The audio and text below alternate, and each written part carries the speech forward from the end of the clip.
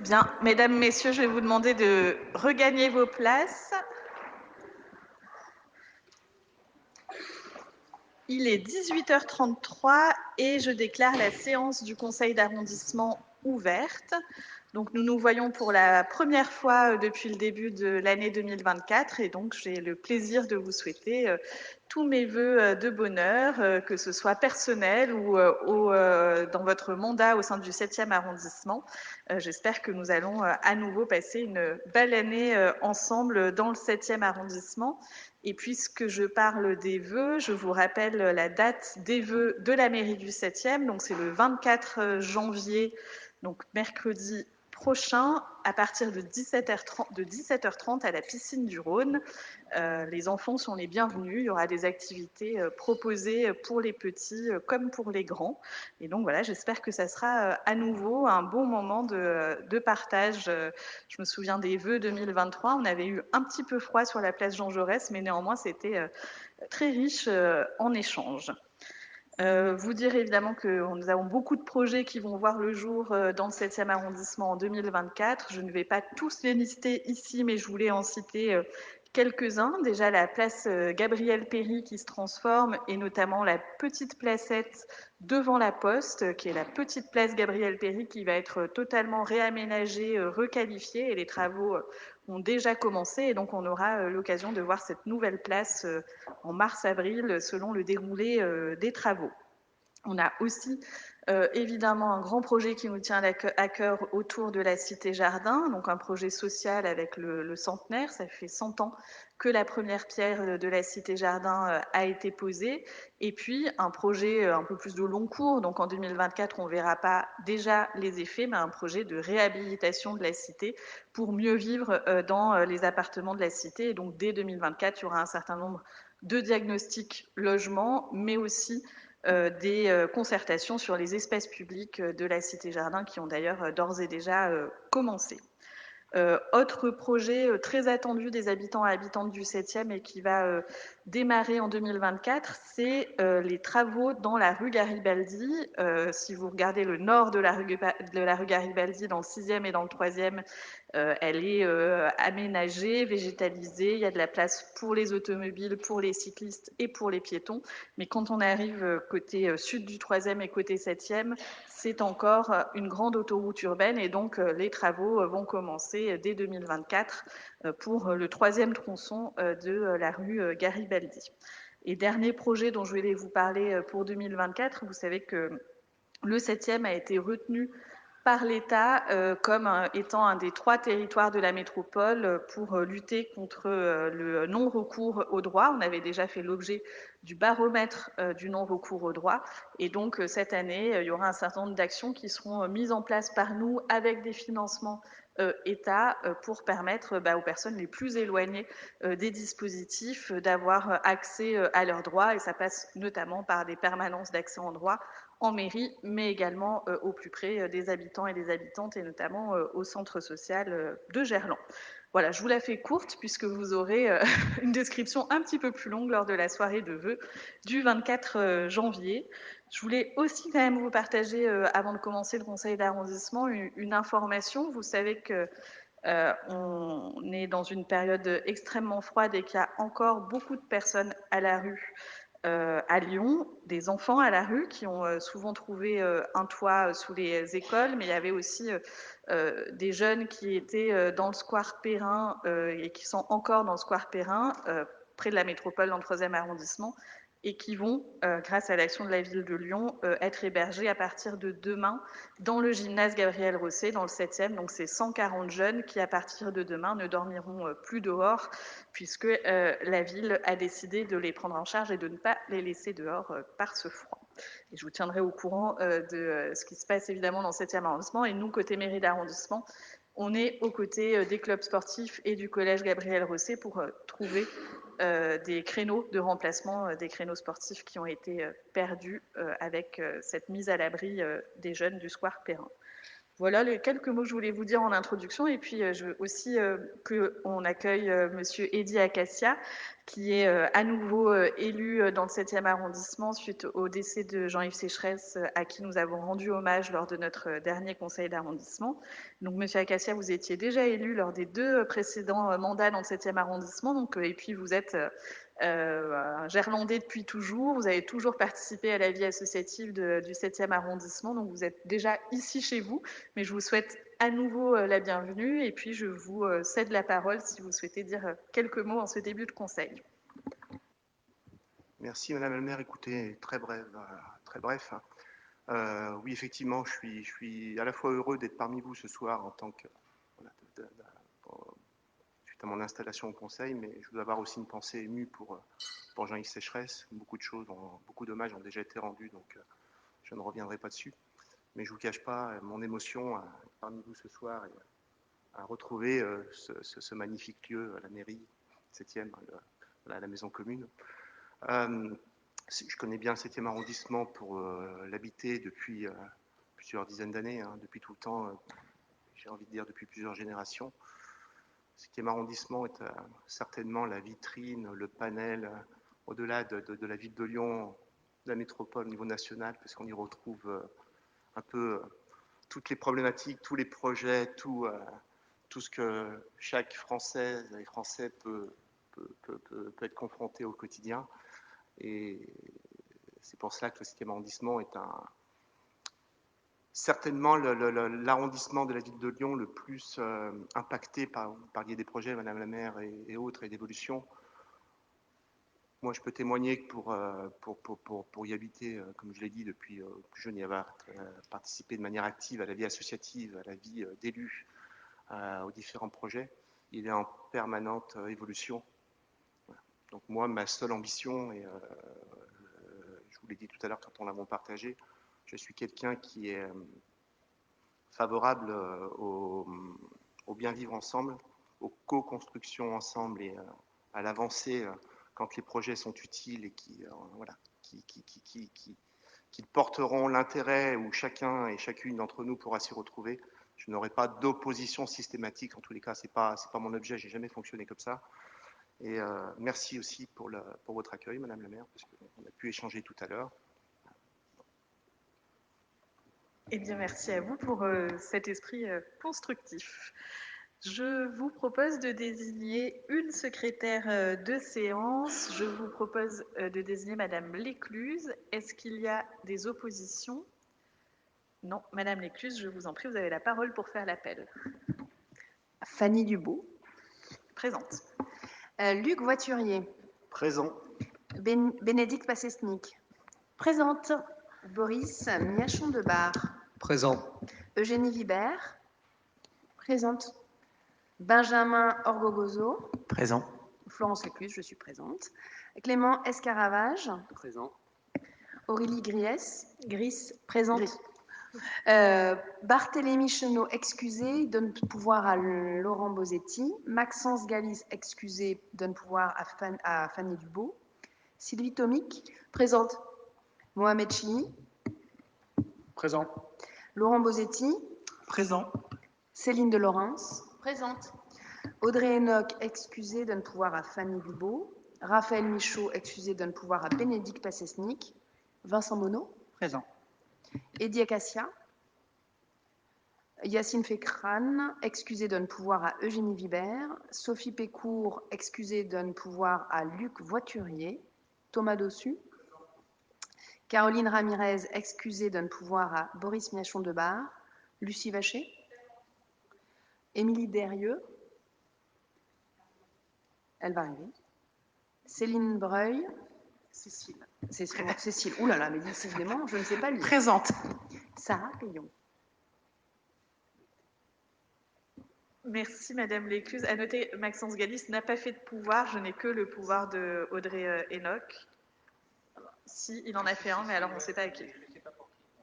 Ah oui. Bon, on résout ça entre nous. Ça sera bien inscrit au procès-verbal qui a le pouvoir de qui, mais je n'ai pas de pouvoir. Et donc, on a bien noté que Madame Derieux allait arriver. Je vous propose de voter le procès-verbal de la dernière séance, à savoir la séance du 5 décembre. Est-ce que ce procès-verbal appelle des observations? Non, je le soumets donc à vos voix. Qui est contre? Qui s'abstient? C'est adopté. Nous allons donc passer à la première partie de notre conseil d'arrondissement, qui sont donc les questions du conseil de la vie associative et locale. La dernière fois, nous n'avons qu'une seule question, mais là, nous retrouvons notre rythme des 2 questions par séance. Et donc, la première saisine concerne la question de la monoparentalité. Et cette question nous est posée par Madame Dercy. Je vous cède la parole. Bonsoir tout le monde.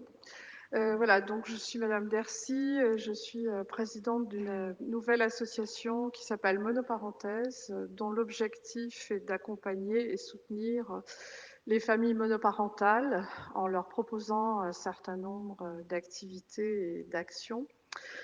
Et au-delà de ce que nous faisons, la question c'est quelles sont les aides de la ville pour accompagner les familles monoparentales. Nous avons un projet de création d'une garderie solidaire, c'est-à-dire que nous souhaiterions travailler en partenariat avec une structure déjà existante, crèche associative, lieu d'accueil, centre social, pour négocier des créneaux le samedi après-midi, par exemple, pour les familles monoparentales, pour que les familles monoparentales puissent déposer leurs enfants afin de pouvoir soit réaliser des démarches, faire des choses qu'elles n'ont pas le temps de faire. Je dis elles, puisque majoritairement ce sont des femmes, à 85%, les chefs de famille sont des femmes. Avoir aussi peut-être un temps de répit sans leurs enfants. Voilà. Donc la question c'est quelle est la politique par rapport à la monoparentalité? Est-ce que comment la ville accompagne ces familles? Et puis, dans un deuxième temps, est-ce qu'il serait possible d'être accompagné, notre association, par une structure du 7e arrondissement pour monter notre projet? Voilà, j'ai été claire?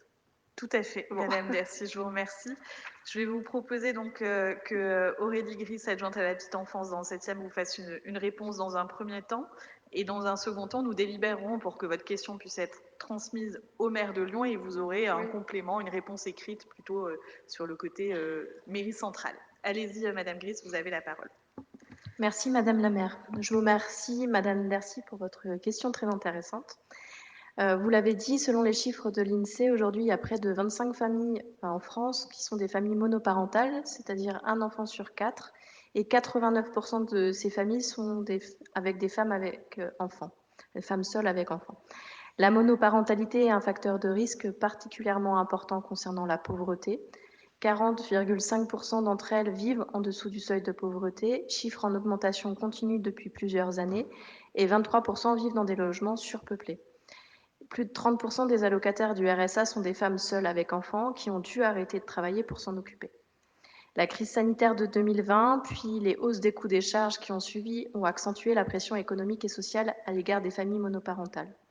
La monoparentalité est une réalité exponentielle qui est rarement prise en compte par les politiques. Pourtant, l'incapacité de nombreuses familles monoparentales d'accéder à des solutions de garde constitue une source importante de difficultés, aussi bien pour retrouver un emploi qu'en termes de socialisation et d'accès aux activités culturelles et associatives. Les mères isolées sont ainsi moins actives que les mères en couple lorsqu'elles ont au moins un enfant de moins de 3 ans, et celles qui travaillent sont surreprésentées parmi les salariés en emploi précaire. Ces chiffres sont issus du rapport 2021 du Haut Conseil de la famille, de l'enfance et de l'âge que je vous conseille. L'association La Collective nationale des mères isolées, que vous connaissez peut-être, a remis au gouvernement au printemps 2023 une proposition de loi qui demande en premier lieu la création d'un statut de parent isolé et décline 10 propositions en vue de la reconnaissance des droits les plus fondamentaux afférents en matière de santé, d'éducation, de culture et notamment de logement. Il y a un groupe de travail transpartisan sur les familles monoparentales qui vient d'être créé en novembre à l'Assemblée nationale pour proposer une loi qui prendrait en compte plus précisément les questions de garde d'enfants et de logement. Actuellement, les familles monoparentales non actives et les familles biactives lyonnaises ne sont pas favorisées dans l'attribution des places dans les établissements d'accueil de jeunes enfants, municipaux ou associatifs. 80% des familles qui obtiennent une place de plus de 20 heures en UAGE dans le 7e sont des couples biactifs. Il y a 2 établissements dans Lyon qui se trouvent dans le 3e arrondissement qui réservent 20 places à VIP, c'est des places à vocation d'insertion professionnelle, c'est-à-dire qui permettent d'accompagner l'accès aux périodes d'essai ou de formation par exemple, notamment des femmes mères isolées avec des enfants de moins de 3 ans, en leur permettant d'obtenir un accueil en crèche temporaire, renouvelable pour leur enfant. Ainsi, votre projet de garderie solidaire ouverte quelques jours par mois, à l'instar de ce qui peut être créé par l'Union départementale des associations familiales dans d'autres communes, permettent aux parents seuls de disposer, comme vous l'avez dit, d'un temps de répit pour accompagner et accomplir des démarches administratives, faire aussi les courses ou tout simplement prendre soin de soi quelques heures. Ce projet correspond aux besoins des familles de l'arrondissement, de la ville, de la métropole, du département et j'en passe. Par rapport à ce qu'on peut faire au niveau du 7e arrondissement, on peut vous accompagner sans difficulté dans la mise en lien avec les autres adjointes petite enfance des autres arrondissements. Vous mettre en lien également avec les structures de professionnels de la petite enfance du 7e afin de vous faire connaître. Nous pouvons également inscrire vos actions dans le guide petite enfance de l'arrondissement qui est à destination des familles que vous retrouvez sur notre site internet et aussi mettre vos actions et vos activités dans l'agenda mensuel de la vie associative et locale. Je vous remercie. Merci, Madame Gris. Est-ce que Madame Dercy, vous souhaitez réagir à cette réponse ? Je ne sais pas quoi dire, parce que tous les chiffres que vous avez donnés, bien entendu, je les connais. Et quand nous avons eu l'idée de créer cette association, bien entendu, on a fait un état des lieux, alors pas particulièrement des chiffres lyonnais, mais en tout cas des chiffres nationaux, qui sont ceux que vous avez cités. Et la recherche qu'on a faite aussi, c'est de savoir si sur Lyon et sa région, il y avait déjà d'autres associations, et il n'y en a pas. Nous sommes les seuls, le reste, ce sont des groupes sur les réseaux sociaux, des groupes de discussion, enfin bon. Alors nous, on n'est pas dans cette optique-là. Donc, j'entends bien votre réponse et j'attends. Non, je plaisante, mais j'espère qu'on va arriver en tout cas à se mettre en lien avec une structure qui serait intéressée par le projet, sachant, comme je vous l'ai dit, que j'ai déjà fait une demande de subvention auprès de la métropole, parce que tout ça, bien entendu, a un coût. C'est pas uniquement une demande financière que je formule aujourd'hui, on s'en est déjà expliqué, c'est plutôt un soutien, un accompagnement. Voilà. Voilà, merci pour vos réponses. Merci Madame Dercy. Je vous propose qu'on prenne ça comme un commencement et pas une fin. Voilà, c'est un début de dialogue. Et donc vous aurez la réponse écrite de la part du maire de Lyon ou de son adjoint à la petite enfance et probablement à nouveau des échanges avec Madame Gris, avec Monsieur Vasselin pour avancer sur le sujet de la garde d'enfants pour les familles monoparentales. Merci, c'est ce que je souhaite. Je vous propose donc de délibérer. On délibère sur la transmission de la question écrite au maire de Lyon. Qui est contre? Qui s'abstient? C'est noté, 2 abstentions. C'est adopté. Et donc nous passons, merci Madame Dercy, nous passons à la deuxième saisine du Conseil de la vie associative et locale sur un tout autre sujet puisque elle porte celle-ci sur la question des mobilités et notamment du vélo. Vous avez la parole Madame Duchamp pour nous poser la question. Bonsoir. Donc, je suis Claire Duchamp, présidente de l'association dans le 7e, La Vélie, la voie libre, une association de chant choral. Et ce soir, je pose une question commune à plusieurs associations dont on a échangé lors du dernier CVAL. Donc, ce n'est pas spécifiquement au domaine artistique ou culturel. C'est donc relatif à la mobilité. Donc, mobilité voie lyonnaise, pourriez-vous nous présenter l'état d'avancée du développement du vélo à Lyon ainsi que les réalisations à venir pour la seconde partie du plan de mandat? Voilà, merci. Merci à vous, Madame Duchamp. Pour vous répondre, je passe la parole à Monsieur Monod.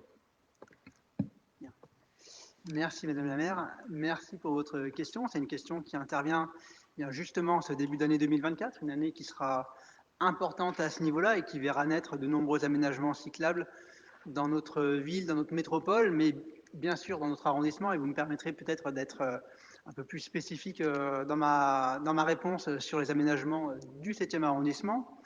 On a un trafic cyclable qui augmente chaque année à Lyon de façon continue et très visible ces dernières années, à chaque fois, plus 10, plus 15, voire plus 20% de trafic. Et déjà, on avait eu des belles choses qui avaient été faites par nos prédécesseurs. On avait eu à la métropole de Lyon le plan mode doux, suivi du PAMA, le plan d'action mode actif. Et je pense qu'Eddie Acacia, qui nous a rejoint ce soir et qui portait avant moi cette responsabilité pour le 7e arrondissement, peut en témoigner. Aujourd'hui, il nous faut encore accélérer pour répondre à la demande de sécurité des cyclistes, toujours plus nombreux, de tout âge, de tout niveau, qui n'ont pas la même expérience du vélo, ni les mêmes motifs de déplacement. Il nous faut donc accompagner, mais aussi amplifier cette transition des mobilités pour aller vers des mobilités propres, décarbonées, le plus actives possible. C'est une urgence climatique, d'abord. Les transports sont responsables de près d'un tiers des émissions de gaz à effet de serre en France et dans le monde globalement, mais c'est aussi une urgence sanitaire avec chaque année des milliers de décès prématurés et des maladies respiratoires chroniques dues à la pollution de l'air dans notre métropole. On pourrait aussi rajouter à cela le fléau de la sédentarité. Depuis 2020, on a eu plusieurs aménagements importants qui ont été réalisés dans le 7e arrondissement. On a été d'abord très heureux de voir naître chez nous le tout premier tronçon de voies lyonnaises. Les voies lyonnaises, pour rappel, c'est un grand réseau cyclable métropolitain qui, à terme, va irriguer l'ensemble de la métropole et qui permettra vraiment à toutes celles et ceux qui veulent se déplacer à vélo de pouvoir le faire de façon agréable, en toute sécurité. Et donc, on a reçu cet aménagement qu'est Claude Bernard, qui préfigure un petit peu ce que seront les futures voies lyonnaises. Mais si ces aménagements vraiment structurants sont essentiels, il ne faut pas non plus oublier le réseau secondaire qui lui aussi est important. On a eu donc depuis 2020 les doubles sens cyclables qui ont été généralisés dans toute la partie nord de l'arrondissement, en accompagnement de la ville 30, également dans quelques quartiers de Gerland. Et cela amène aussi de la sécurité aux cyclistes comme aux piétons, avec moins de vélos sur les trottoirs, c'est important. On a eu des aménagements cyclables sécurisés aussi, séparés du trafic automobile, qui ont été faits rue Croix-Barrée, rue des Girondins, allée Léopold Sédar Senghor ou encore rue Saint-Lazare. Les résultats sont déjà là sur la métropole. Les compteurs montrent une hausse de 50% du nombre de déplacements à vélo par rapport à 2019. C'est encourageant et avec donc de grandes ambitions pour le futur. Et donc justement, cette année 2024, elle sera aussi synonyme d'accélération des travaux de requalification de voirie, avec le passage de nombreux projets métropolitains de la phase de concertation et études à la phase travaux. Madame la maire en a parlé dans son propos liminaire, avec par exemple le projet Garibaldi. Et ce sont autant de projets qui sont attendus par les habitants pour améliorer le confort et la sécurité des piétons, pour végétaliser la ville et lutter contre les îlots de chaleur, pour mieux infiltrer les eaux pluviales, et donc bien sûr aussi pour proposer aux nombreux cyclistes enfin des itinéraires les plus sécurisés, les plus continus possibles. Ici même, derrière la mairie, les travaux sont en cours pour prolonger la piste cyclable de la rue Raoul-Servant, des voies ferrées où elle existe déjà, jusqu'à la rue Jean Jaurès, et ainsi pouvoir éviter le point noir de l'avenue Berthelot et de la place Jean Massé. Grande rue de la Guillotière aussi, entre la rue Garibaldi et le boulevard des Tchécoslovaques, les travaux de requalification ont démarré la semaine dernière, un réaménagement complet, ambitieux pour élargir les trottoirs, planter une 50aine d'arbres et créer une piste cyclable importante, bidirectionnelle, qui fera le lien entre la voie lunaise 2 et 7. Des voies lunaises d'ailleurs dont les travaux démarrent également cette année. La voie lunaise numéro 2 est déjà en travaux dans le 3e arrondissement, sur le boulevard Vivier-Merle, mais cela continue justement ces jours-ci dans le 7e arrondissement, sur le boulevard des Tchécoslovaques.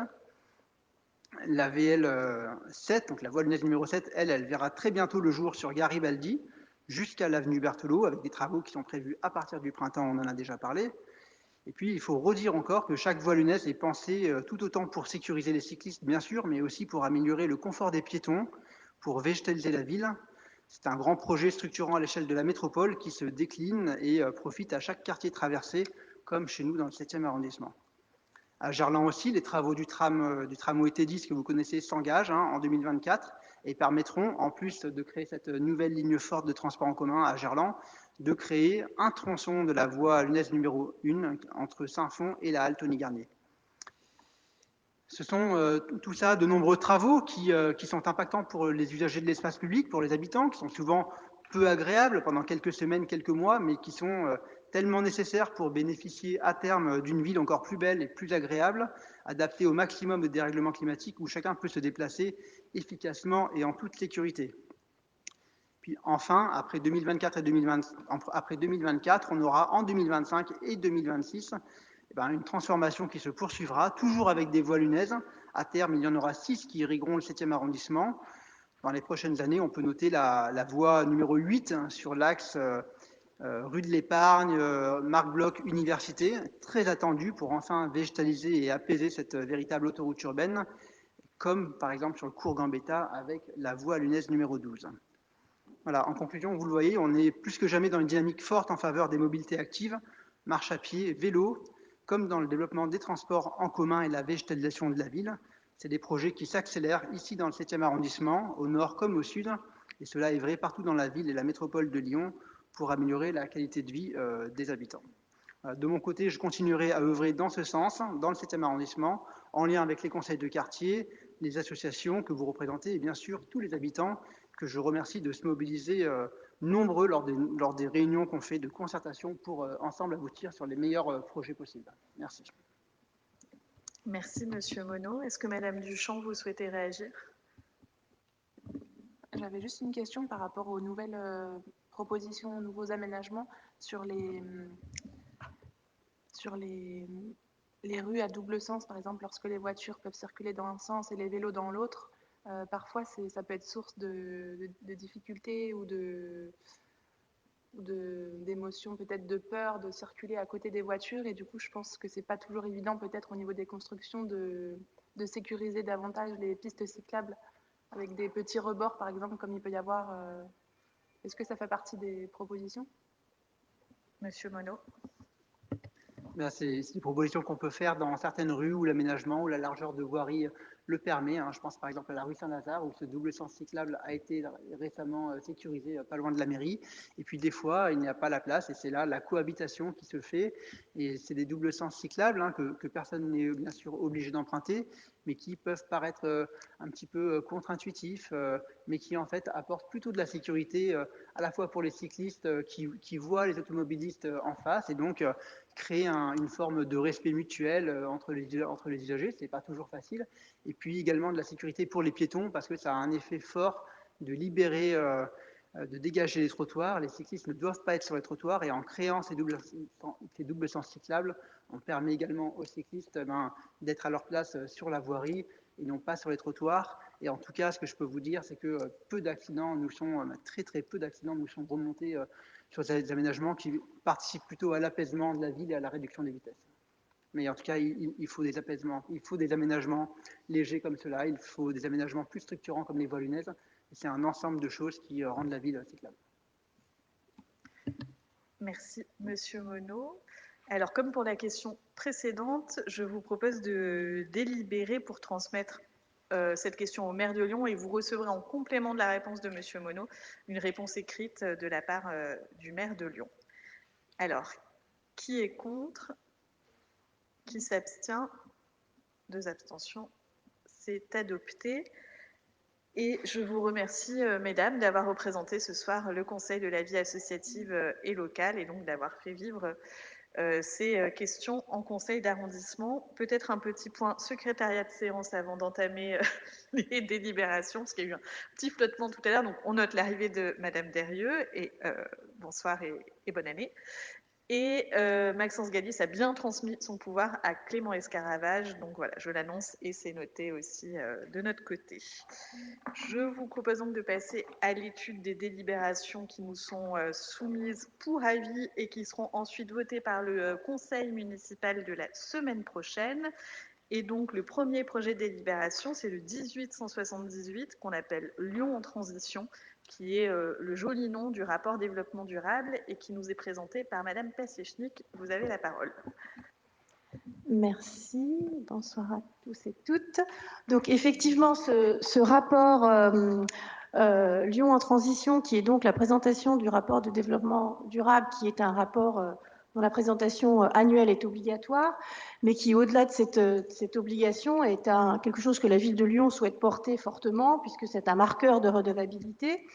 Et c'est aussi un outil de communication finalement par rapport aux différents projets que mène la ville de Lyon autour de ces questions de transition plutôt que juste de développement durable qui était un petit peu le concept originel du Grenelle.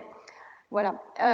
Donc cette année, ce rapport est présenté plus tôt puisque le souhait de la ville de Lyon, ça a été de le présenter en même temps que le débat d'orientation budgétaire qui sera donc présenté lors du prochain conseil municipal.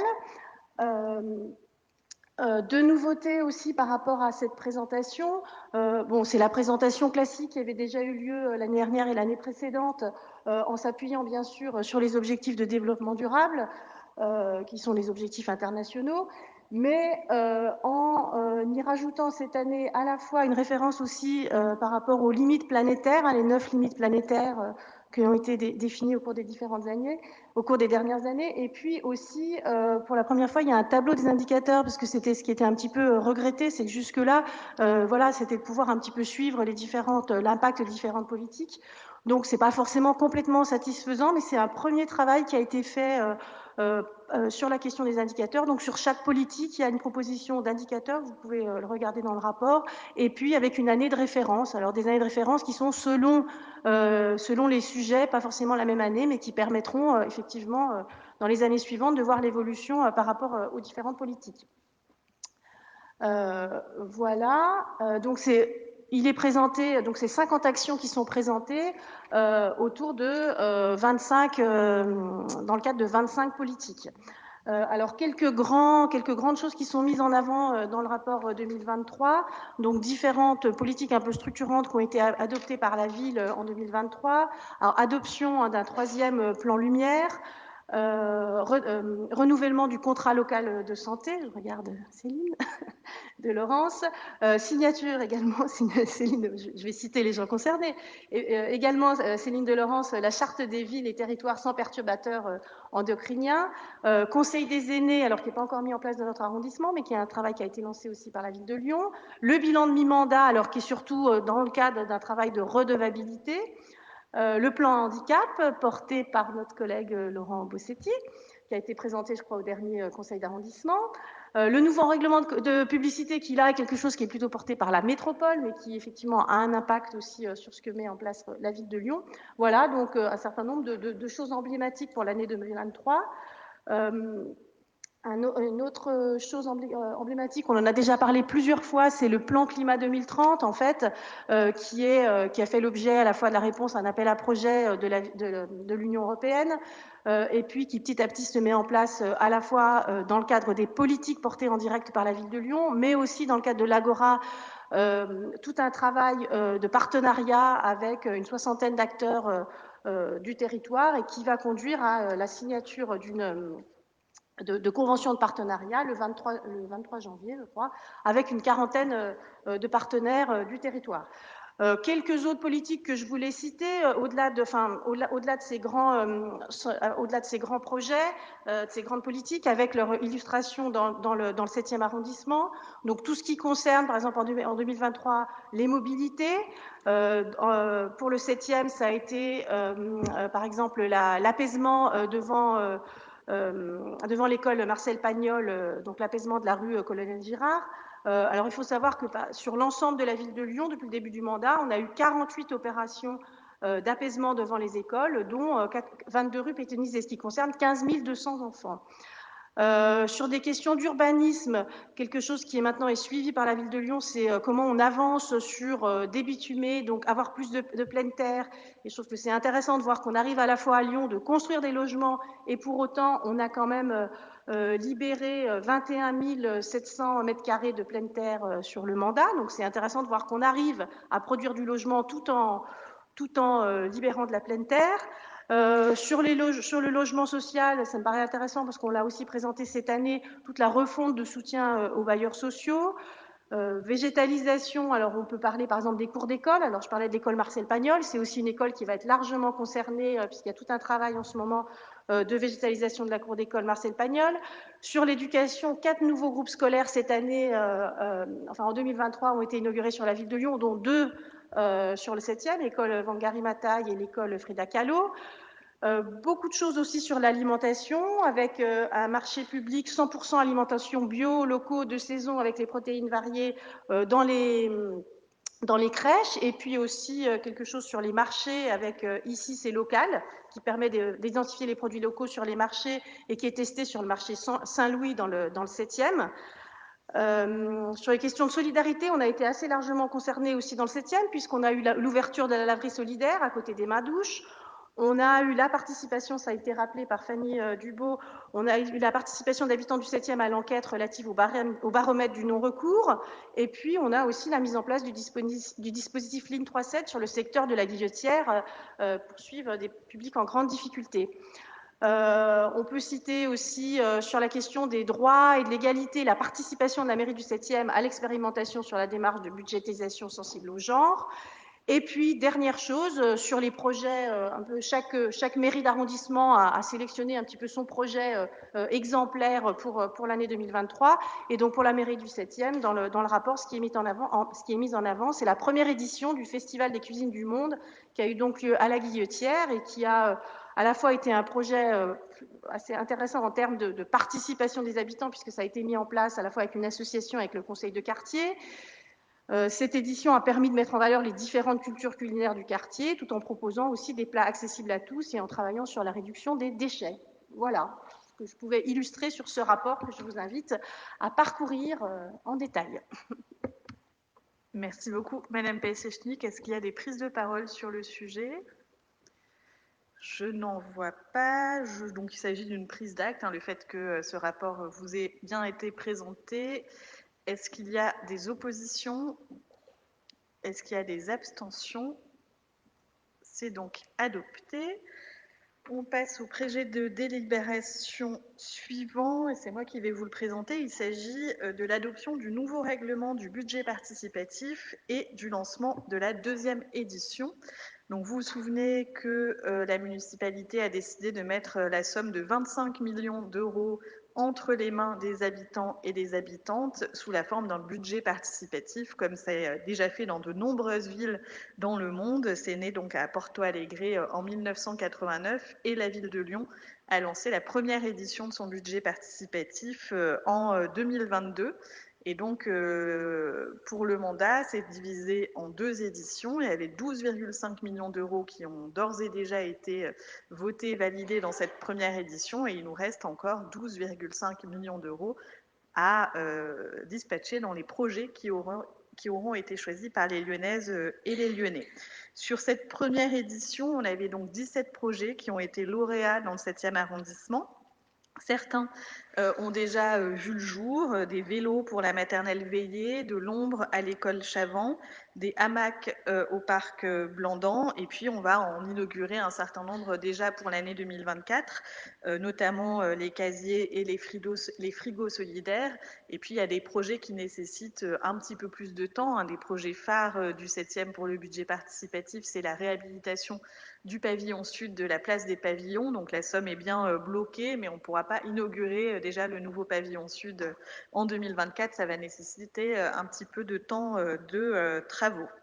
Ce qui vous est donc proposé ce soir, c'est donc de valider le nouveau règlement du budget participatif. Ce nouveau règlement, il a été construit avec les retours de la première édition du budget participatif, et il vise à corriger un certain nombre d'écueils qu'on a pu noter lors de cette première édition.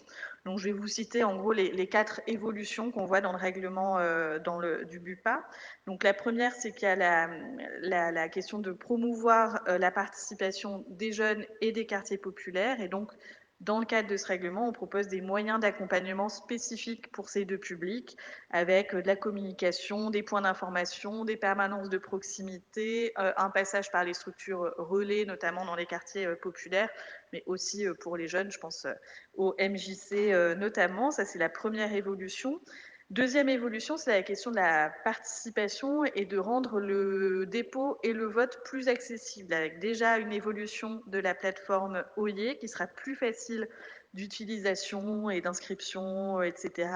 Et puis, pour le vote, il y aura des permanences d'agents habilités pour accompagner le vote numérique, mais aussi une journée pour voter en papier pour les gens qui veulent absolument voter en papier. On n'avait pas ça lors de la première édition et ça a été vu, en tout cas signalé comme un manque, le fait de pouvoir voter en papier. Alors bon, on se dit qu'une journée, c'est peut-être pas assez, mais c'est déjà mieux que rien. C'est assez symbolique de se dire que pour une journée, on pourra voter en papier. Il y aura également la mise en place d'un observatoire citoyen pour assurer une meilleure transparence sur la démarche, donc avec des citoyens volontaires qui pourront suivre tout le processus et puis éventuellement en rendre compte, répondre aux questions des habitants et des habitantes.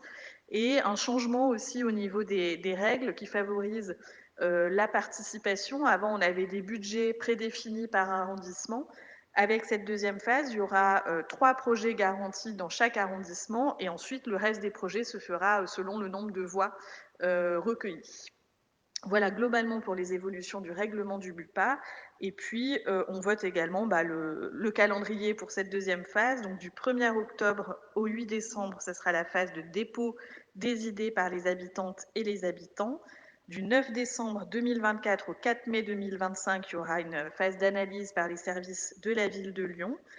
Le vote aura lieu du 5 mai 2025 au 15 juin 2025. Et puis, la réalisation des projets se fera dans les 2 ans à venir, comme l'indique le règlement, donc entre l'automne 2025 et l'automne 2027. Voilà, je crois que je vous ai tout dit. Et donc, rendez-vous dès le 1er octobre 2024 pour cette nouvelle phase de dépôt de projet. Et n'hésitez pas à en parler autour de vous, puisque c'est ouvert à la fois aux particuliers, citoyens et citoyennes, mais aussi à des collectifs, à des structures qui ont des projets. Voilà, je trouve toujours intéressant que les projets soient portés par un collectif. Ça montre que c'est mûri, réfléchi, et que derrière, il y aura aussi des gens pour profiter et pour faire vivre le projet. Voilà en quelques mots sur cette délibération. Est-ce qu'il y a des prises de parole sur le sujet? Oui, allez-y, Madame Breuil. Merci Madame le maire. Juste déjà un petit rappel, si je ne me trompe pas, concernant la première édition de cette consultation, il y avait 6 000 votants, 6 000 votes, c'est ça, à rappeler pour la ville. Ensuite, la deuxième remarque serait qu'il y a 3 consultations, quel que soit l'arrondissement, et que c'est peut-être un peu dommageable que ce ne soit pas au prorata des habitants par arrondissement. Ensuite, j'aurais 4 questions, 2 concernant le ciblage. La première est, qu'entendez-vous par, quand vous parlez de jeunes et quartiers populaires? Est-ce que vous pourriez définir plus précisément? La deuxième, toujours par rapport au ciblage, pourquoi un tel ciblage? Ensuite, une autre question concernant le budget qui sera attribué au 7e. Est-ce que vous avez déjà une idée par rapport à ces 12,5 millions? Et la dernière, que je trouve très pertinente, mais pouvez-vous nous indiquer le coût de ces consultations, tout ce qui est cabinet de conseil, l'organisation, même en jour homme, quand vous dites qu'il y aura un scrutin possible en papier. Donc, quel est le montant de ces coûts? Merci, Madame le maire. Merci à vous, Madame Breuil. S'il n'y a pas d'autres interventions, je vais... Ah bah, allez-y, Madame Derriot, comme ça on prend toutes les questions. Merci, Madame la maire. Je voulais juste compléter les interrogations avec peut-être aussi une question un peu sur la place des conseils de quartier. Je sais qu'eux aussi ont un budget alloué pour leur projet. Néanmoins, quand on voit le coût que cela représente, la somme allouée pour ces projets-là, peut-être que la somme allouée au conseil de quartier peut paraître un peu, je ne vais pas dire dérisoire, mais en tous les cas, on peut se poser des questions. Juste pour rebondir effectivement sur ce que disait ma collègue Cécile sur la répartition des arrondissements, parce que si on réfléchit, vu le 3e arrondissement, en prenant un exemple, qui a une population très importante, bah, c'est sûr que s'ils votent, c'est tous les projets du 3e qui passeront. Voilà, c'est juste dans ces modalités où peut-être, nous, on n'est pas du tout contre le projet, mais c'est plus ce règlement qui nous semble pas... voilà, sur certains points qui n'est pas forcément justifié. Merci. Merci à vous. Moi, je trouve vos questions tout à fait pertinentes. En tout cas, elles se posent à la lecture de la délibération. Je ne sais pas si je pourrais répondre à tout. Je ne sais pas si je l'ai dit dans ma présentation, mais il y a eu un bilan fait avec à la fois les retours des personnes qui ont participé à tout le processus, mais aussi un cabinet d'experts qui a regardé justement les votes, etc. Et c'est à partir de ce bilan qu'il y a eu l'évolution du règlement. Il a été noté que la participation des jeunes et des personnes habitant dans les quartiers populaires était moins élevée que les personnes plus âgées dans les quartiers aisés, etc. D'où le fait de rajouter des moyens dans ce règlement pour aller toucher ces publics. Je ne sais pas si on a défini la notion de jeunes dans le règlement. On peut dire les 15-25 ans. Enfin, en tout cas, voilà, c'est public qu'on a généralement du mal à toucher. Voilà pourquoi un tel ciblage, c'est parce que c'est eux qui n'ont pas participé, en tout cas qui ont moins participé à la première édition, et on se dit que ce serait quand même intéressant de toucher réellement tout le monde, et donc on a identifié ces deux catégories. Sur la question des budgets par arrondissement, donc aujourd'hui on n'en a plus, on en avait pour la première édition, aujourd'hui c'est plus découpé de cette manière-là, justement pour favoriser la participation. Parce qu'en découpant par arrondissement, il y avait des projets qui avaient moins de votes dans un arrondissement, mais qui étaient réalisés parce qu'ils rentraient dans le budget de l'arrondissement, tandis que, par exemple, ici, on avait des projets avec beaucoup plus de votes, mais qui n'étaient pas réalisés parce que on avait déjà atteint l'enveloppe de l'arrondissement. Donc voilà, c'est une manière de voir les choses, et là, l'idée, c'est vraiment de favoriser la participation, tout en garantissant quand même que chaque arrondissement ait un socle de 3 projets par arrondissement. Et en regardant les chiffres de la première édition, ce nouveau règlement serait plutôt bénéfique aux projets du 7e, parce que les habitants du 7e ont beaucoup participé à la première édition du budget participatif. Donc si on avait eu ces règles pour la première édition, on aurait eu plus de projets dans le 7e arrondissement, bien que nous ayons moins d'habitants, habitantes dans le 3e. Voilà, je ne vous dis pas que c'est forcément la meilleure option, mais c'est celle qui a été retenue dans un souci de favoriser la participation. Je n'ai pas le coût des cabinets de conseil ou alors le coût horaire. On a un service qui s'appelle la Mission Démocratie Ouverte qui travaille là-dessus à la mairie centrale. On pourra évidemment leur poser la question de ce que ça représente à la fois en termes de volume horaire pour eux et puis de coût dans les cabinets de conseil. Enfin, en tout cas, je transmets la question, je ne peux pas vous répondre ici. Et puis les conseils de quartier, effectivement, c'est un registre différent. Ils peuvent répondre aux appels, aux fameux APIC, appels à projets, à initiative des conseils de quartier, qui sont des budgets un peu moindres, hein, autour de 5 000 €. Mais ils peuvent aussi, en tant que conseil de quartier, déposer un projet au budget participatif, faire campagne pour, mobiliser des personnes autour de ces projets. En tout cas, voilà, c'est deux outils différents qui répondent à deux objets différents.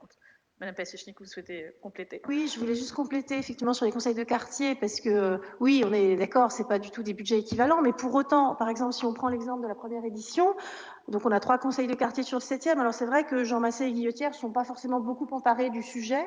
En revanche, le conseil de quartier de Gerland s'est vraiment emparé du sujet budget participatif, a fait beaucoup d'animations pour que les gens, enfin pas forcément pour militer pour tel ou tel projet, mais vraiment, enfin ils ont considéré que finalement ça faisait partie de leur boulot de conseil de quartier aussi de promouvoir ce dispositif et de faire remonter des projets pour le quartier. Donc voilà, ça peut être aussi un outil finalement, mais c'est aussi à nous peut-être de faire ce lien en fait. Donc je pense que par rapport à l'exemple de Gerland, on essaiera de le faire d'autant plus sur les autres quartiers aussi. Madame Derrieux, allez-y. Merci. Oui, je suis d'accord parce qu'en fait, ça pourrait même, alors je vais dire démotiver, mais en tous les cas, l'usage du conseil de quartier pourrait s'en trouver délaissé parce qu'en fait, on peut faire la même chose par ailleurs en se regroupant à moindre et en faisant des projets qu'on soumettrait à la plateforme. Voilà, je dis juste ça pour ça, mais je pense qu'il y a le besoin d'un juste rééquilibre. Merci à vous. Je vous propose de passer au vote. Est-ce qu'il y a des oppositions? Des abstentions?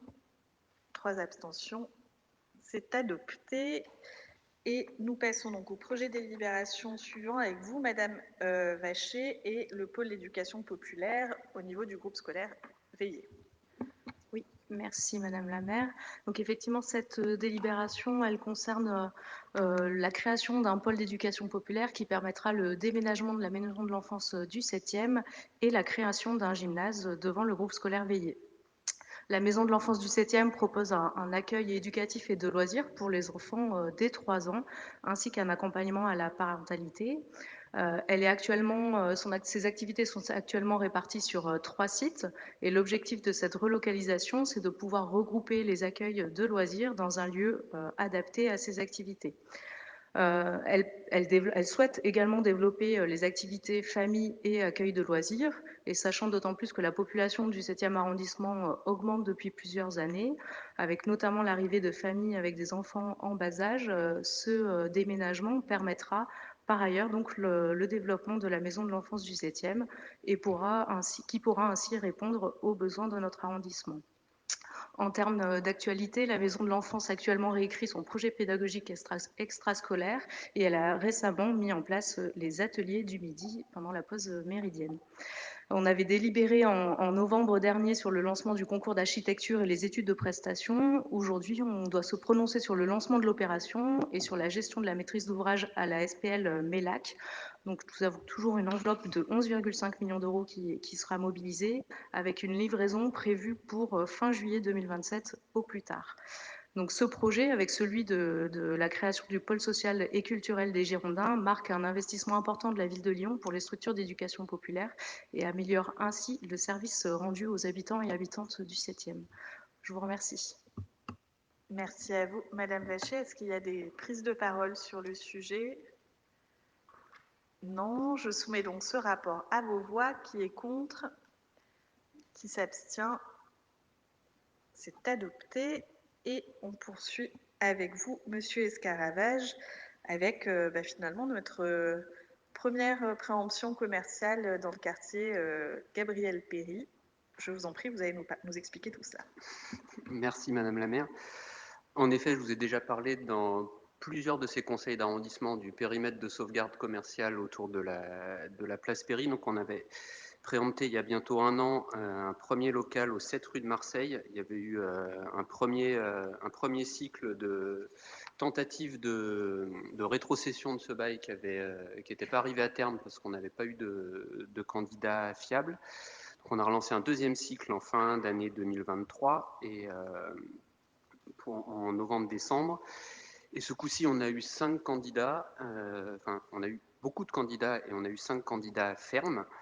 Voilà. Et parmi ces 5 candidats, le jury de sélection donc, était composé de mémoire de la ville de Lyon, de la mairie du 7, de la CMA et de la CCI.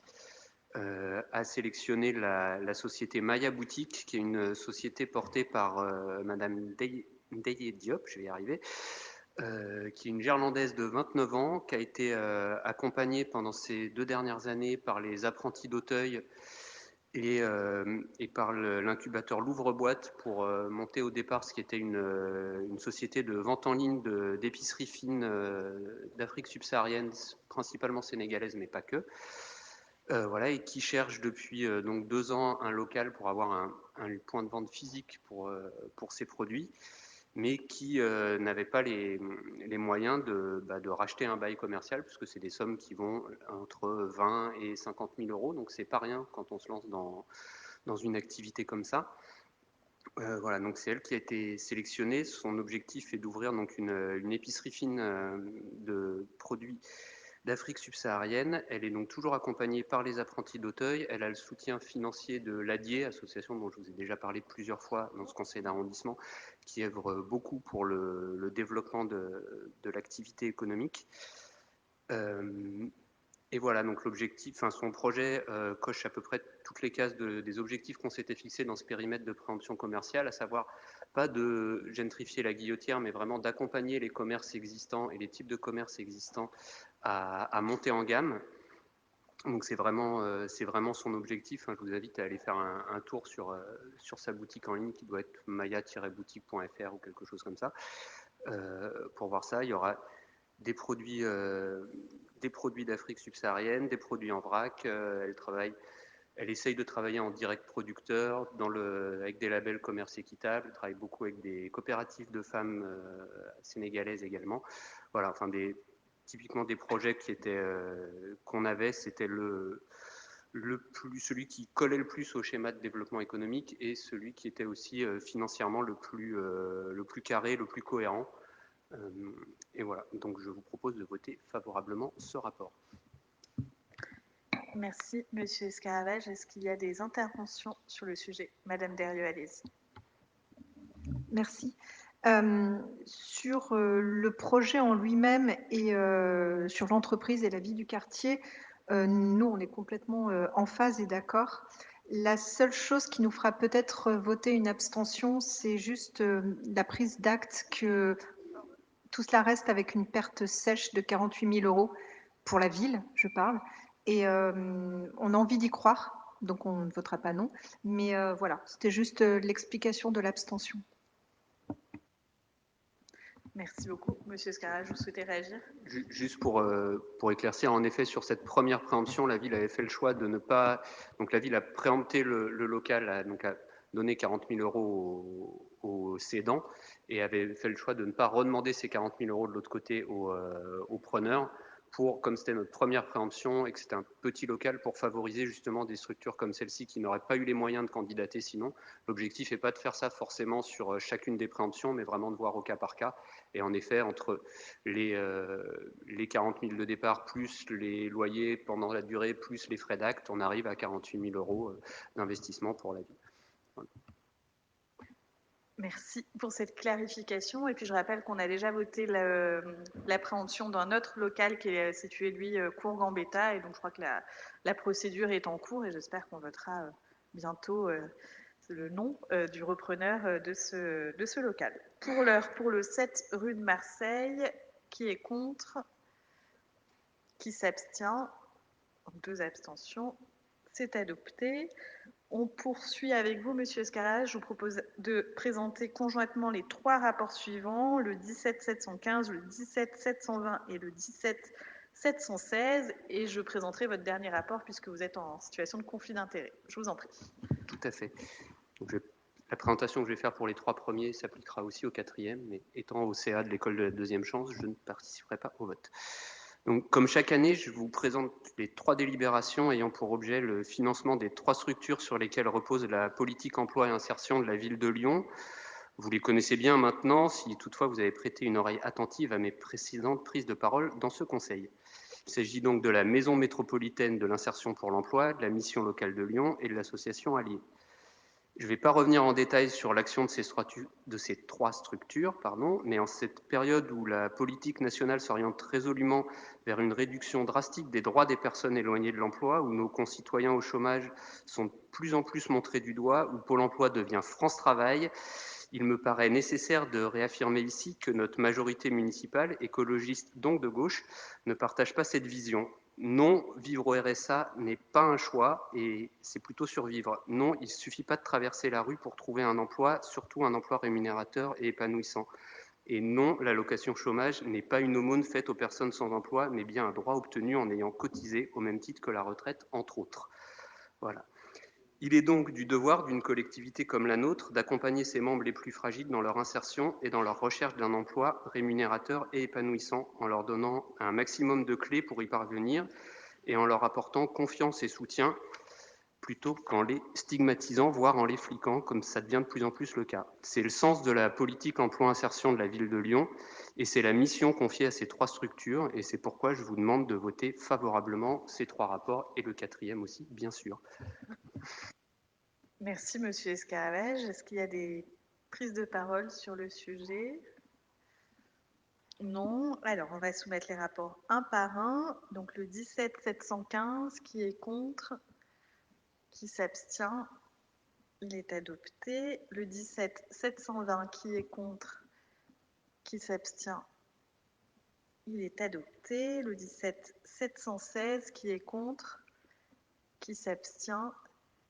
Il est adopté. Et donc, effectivement, il y a un 4e rapport qui va dans la même dynamique de ce que vous nous avez présenté. Le 17-717, c'est l'attribution de la subvention de la ville de Lyon à l'école de la deuxième chance. Donc, l'école de la deuxième chance qui s'adresse à un public de décrocheurs scolaires très éloignés qui n'ont pas de compétences, pas de diplôme, et donc il fait un gros travail pour les remettre à niveau, les intéresser et puis faire de la connexion entre ces jeunes et les entreprises du territoire. Et donc l'école de la deuxième chance n'est pas très loin de la mairie du 7e, dans l'impasse des Chalets. Et par ce projet de délibération, nous leur attribuons 64 000 € de subvention. C'est une première tranche, on votera probablement la deuxième tranche dans quelques mois. Est-ce qu'il y a des prises de parole sur le sujet? Oui, Madame Vacher. Oui, pour signaler que je ne prendrai également pas part au vote pour être aussi au conseil d'administration de l'école de la deuxième chance. Merci, c'est noté donc pour vous et Monsieur Escaravage. Pour les autres, qui est contre? Qui s'abstient? C'est adopté. Et on poursuit avec vous, Madame Vacher, justement. Vous nous présentez conjointement les 2 rapports suivants, le 17-723 et le 17-722, si ça vous convient. Oui, merci Madame la maire. Effectivement, ces 2 délibérations que je vous propose de présenter conjointement, elles s'inscrivent dans la stratégie territoriale de sécurité et de prévention de la délinquance et elles ont pour objectif de développer les chantiers jeunes. La première concerne plus particulièrement les chantiers de loisirs et éducatifs pour les jeunes qui sont dans les quartiers de veille active, avec une enveloppe globale de 62 500 € et la seconde concerne les financements des chantiers éducatifs dans le cadre du dispositif Ville Vie Vacances que la ville de Lyon gère d'une certaine manière au profit de l'État. Et donc là, ce sont pour les jeunes qui sont plus particulièrement dans les quartiers politiques de la ville, avec une enveloppe globale de 34 500 €. Donc pour le 7e arrondissement, ce sont plus particulièrement d'un côté la Guillotière et de l'autre la Cité-Jardin qui sont concernés. De manière non exhaustive, pour la première, il y aura la MPT des Rancy qui est subventionnée pour pouvoir créer un espace de jardinage, fabriquer des toilettes sèches ou encore réaménager une caravane itinérante, mais aussi l'Arche de Noé pour découvrir une ferme et réaliser des travaux dans les Cévennes. Et pour la deuxième délibération, je peux citer des activités sportives, de sensibilisation à l'écologie, de découverte des métiers de l'économie sociale et solidaire pour les jeunes du coup de la Cité Jardin. Je vous remercie du coup de soutenir cette délibération. Merci. Madame Vacher, est-ce qu'il y a des prises de parole sur le sujet? Non, donc on va soumettre ces rapports à vos voix. Je vais les soumettre un par un. D'abord le 17 723, qui est contre, qui s'abstient, il est adopté. Et ensuite le 17 722, qui est contre, qui s'abstient, il est adopté. Madame Vacher, vous gardez la parole pour les deux rapports suivants. Oui, et nous continuons avec ces deux délibérations concernant le soutien de la ville de Lyon aux structures d'éducation populaire. Donc ces structures participent au développement social local et ont des actions qui relèvent de l'intérêt général. Parfois aussi, elles ont des missions de service public, si nous prenons en compte le périscolaire. Elles ont vécu un contexte d'augmentation des dépenses qui a été important, avec notamment la crise de l'inflation, mais aussi l'augmentation du coût de l'énergie, couplée avec une revalorisation du SMIC qui interviennent dans un moment où les effets de la crise sanitaire sur les adhésions perdurent toujours. La ville de Lyon avait déjà proposé une aide exceptionnelle pour les structures qui étaient en plus grande difficulté financière et nous l'avions délibéré l'année dernière. Et là, elle continue et amplifie son soutien aux structures d'éducation populaire avec une revalorisation de 2 millions d'euros des subventions, du coup sur l'ensemble de la ville. Ce qui est à noter du coup en termes d'engagement de la ville de Lyon. Et j'en profite pour la deuxième délibération qui, elle, est beaucoup plus classique et que nous votons chaque année. Elle concerne les subventions de la ville au FONGEP, qui est le Fonds de coopération pour la jeunesse de l'éducation populaire, qui à hauteur de un peu plus de 700 000 euros pour le financement des postes de direction des 12 MJC lyonnaises.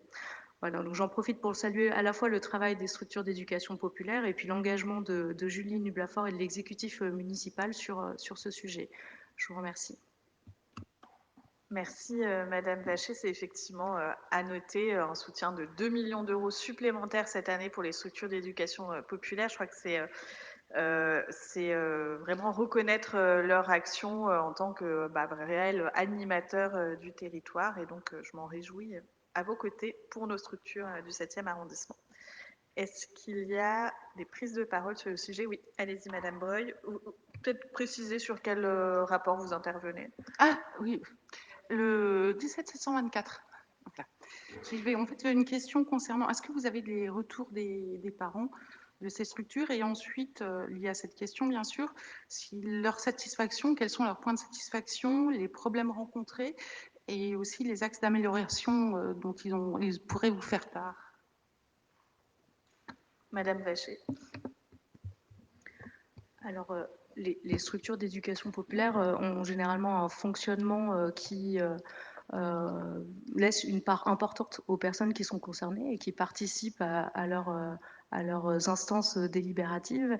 Et donc, c'est dans ces lieux-là, en tout cas, où les parents peuvent faire les retours auprès des structures par ailleurs. Et je n'ai pas, pour le coup, compris forcément peut-être le fond de votre question, si ce n'est les besoins des familles par rapport aux structures d'éducation populaire sur l'arrondissement.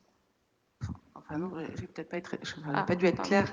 En fait, c'est plus savoir quel est le sentiment des bénéficiaires, des personnes qui utilisent ces lieux et les parents, savoir comment ils le perçoivent, comment c'est vécu, et j'imagine qu'il y a des points de satisfaction, il y en a d'autres qui sont peut-être à améliorer. Donc c'était ma question de savoir quel retour vous aviez de tout ça. Alors pour ma part, moi, le retour que j'ai, c'est une satisfaction effectivement des familles qui vont dans ces lieux-là et qui sont plutôt en attente de plus d'activités par ailleurs, voire une couverture du territoire qui est globalement bonne, mais néanmoins, notamment la création du pôle social et culturel des Girondins viendra peut-être couvrir une zone qui pour l'instant était moins couverte dans l'ensemble de l'arrondissement. Mais effectivement, il y a des attentes qui sont importantes pour les familles, pour des activités pour les jeunes. Et puis, au-delà des familles, il y a des activités qui sont proposées pour les personnes âgées par ailleurs également. Donc, c'est vraiment l'ensemble des habitants et habitantes du 7e qui peuvent trouver des activités et des services auprès de ces structures. Merci, Madame Vacher. Je soumets donc ces deux rapports à vos voix. D'abord le 17-724, qui est contre, qui s'abstient, c'est adopté. Et ensuite le 17-725, qui est contre, qui s'abstient, c'est adopté. En l'absence de Monsieur Fécrane, je propose à Monsieur Monod de nous présenter les rapports suivants sur le sport et on va commencer par le 17-961. Monsieur Monod, vous avez la parole. Merci. Il s'agit donc d'attribution de subventions de fonctionnement à diverses associations sportives pour la saison 2023-2024. On l'a déjà vu ici dans des précédents conseils, l'exécutif municipal depuis le début du mandat soutient fortement le sport amateur et pour cette saison sportive 2023-2024, la campagne de subvention aux associations a été portée à la connaissance de toutes les associations répertoriées sur le territoire lyonnais. Il y en a près de 500. Cela a été relayé par l'Office des sports de Lyon. Et dans le cadre de cet appel à candidature, 173 demandes de subventions ont été adressées à la direction des sports. Ces demandes ont été analysées, instruites par les services et un arbitrage a été effectué par l'adjointe au maire de Lyon au sport, à la vie associative et à l'éducation populaire, Julie Nublafort, accompagnée de ses 9 adjoints d'arrondissement et par l'Office des sports de Lyon. Les orientations qui sont prises pour réaliser ces arbitrages sont, comme précédemment, la poursuite de l'intégration des nouvelles associations investies dans le champ de l'inclusion, de l'égalité hommes-femmes, de la féminisation de leur activité, de l'éco-responsabilité, et puis de la hausse des subventions allouées aux structures qui s'illustrent sur ces axes de travail. On peut aussi noter, même si ce n'est pas directement lié à cette délibération, que à compter de septembre 2024, la ville de Lyon a décidé de conditionner l'obtention de créneaux, de locaux, de subventions auprès d'elle à la formation préalable des dirigeants et des encadrants quant à la question de la lutte contre les violences sexistes et sexuelles. Conformément à la loi, une convention devra être signée avec toutes les associations bénéficiaires d'une subvention supérieure à 23 000 € et des contreparties attendues sont détaillées dans la délibération, la féminisation de leur activité, promotion de l'activité physique pour les enfants, mixité, prévention contre toute forme de violence, de harcèlement, de discrimination. Je vous laisse lire la liste complète dans la délibération. Et vous trouverez aussi dans cette délibération la liste de toutes les structures bénéficiaires de subventions. Pour le 7e arrondissement notamment, j'en ai compté 21, quasiment toutes en hausse, et une nouvelle structure qui n'était pas subventionnée en 2023. Le montant total pour le 7e arrondissement est de 687 000 €, et au total pour la ville de Lyon de 3 031 000 €. Voilà ce que je pouvais dire, Madame la maire. 3 031 490 €, si on Exactement. précis. Merci beaucoup, Monsieur Monod. Est-ce qu'il y a des prises de parole sur le sujet? Non. Je soumets donc ce rapport à vos voix. Qui est contre? Qui s'abstient? Il est adopté et vous avez la parole pour nous présenter le rapport suivant qui va nous rappeler de bons souvenirs avec nos amis les All Blacks. Tout à fait, vous vous en souvenez toutes et tous, il y a quelques semaines tout juste, la France a accueilli la 10e édition de la Coupe du Monde de rugby. C'était en septembre et octobre 2023. Et à Lyon, on a eu la chance d'être associé de près à cet événement majeur en recevant, en tant que camp de base officiel, la délégation néo-zélandaise pendant les phases de poule du tournoi. La délégation de joueurs a pu apprécier les installations sportives de qualité de la ville de Lyon et du Loup Rugby dans la plaine des Jeux à Gerland. et également donc l'hospitalité de notre ville. Hein. L'équipe s'est vraiment investie pour aller à la rencontre du public lyonnais, et notamment des jeunes. On a eu par exemple des visites variées, une école élémentaire, l'hôpital femmes-mères-enfants, et la ville de Lyon s'est vue offrir un banc de confection maori qui est installé au parc de la Tête d'Or. Pendant plusieurs mois, les directions de la ville, en particulier la direction des sports, tous les services se sont mobilisés aux côtés des organisateurs pour offrir aux joueurs et à l'encadrement néo-zélandais les meilleures conditions possibles d'entraînement sur le terrain numéro 10 de la plaine des Jeux de Gerland. Et donc, nous souhaitons rendre hommage à cette équipe de Nouvelle-Zélande en renommant ce terrain, le terrain numéro 10, en son honneur. À l'issue des échanges, la dénomination qui est proposée est terrain d'entraînement Aotearoa. Donc, c'est un terme important qui signifie pays du long nuage blanc en langue maori, qui revêt une dimension historique et culturelle très forte. Pour la petite histoire, ça fait référence au premier nuage que les navigateurs polynésiens auraient aperçu alors qu'ils naviguaient au large des côtes de l'île et qui les auraient guidés. Donc, je vous propose ce soir d'approuver cette dénomination. Merci. C'est sûr que c'est mieux que terrain numéro 10, donc en tout cas, c'est plus poétique. Est-ce qu'il y a des prises de parole sur le sujet? Non, je soumets donc ce rapport à vos voix. Qui est contre? Qui s'abstient? C'est adopté et on poursuit avec vous, Monsieur Monod, et cette fois, le volley. Tout à fait. Nous avons dans le 7e arrondissement le siège social du club ASUL Lyon Volleyball qui compte près de 450 licenciés. C'est un club qui soutient le développement d'une pratique inclusive, notamment auprès des personnes en situation de handicap. Et d'ailleurs, le 2 et 3 mars 2024, le club organise une étape de la Coupe d'Europe de volley assis au Petit Palais des Sports de Gerland. On a 70 joueurs attendus, valides et en situation de handicap, venus de plusieurs pays de l'Union européenne. C'est une manifestation dont l'accès sera rendu gratuit pour le public. Un événement qui s'inscrit dans la préparation de l'équipe de France masculine de paravolley pour les Jeux paralympiques de Paris 2024. Et on verra également pour la première fois l'entrée en lice de l'équipe de France féminine de paravolley. Cet événement a un budget prévisionnel de 21 580 € et on se propose d'allouer une subvention de 3 000 € à l'association ASUL Lyon Volleyball pour l'organisation de cette compétition de rayonnement européen qui promeut la pratique du paravolley auprès du public lyonnais. Merci, Monsieur Monod. Est-ce qu'il y a des prises de parole sur le sujet? Non, je soumets donc ce rapport à vos voix. Qui est contre? Qui s'abstient? C'est adopté et on poursuit avec vous, Monsieur Monod, et la traversée de Lyon à la nage avec des palmes. Merci. J'espère que vous êtes inscrite, Madame la maire. C'est un événement qui est organisé par le club Thalassa Lyon Plongée, donc une association qui a pour objet la pratique et la formation à la plongée sous-marine et à la nage avec palme en milieu naturel et en piscine. Donc, cette association organise la 43e traversée de Lyon à la nage avec palme le dimanche 21 janvier 2024. C'est dans quelques jours seulement. C'est une course de nage avec palme. C'est un rendez-vous national incontournable dans la pratique des sports d'eau.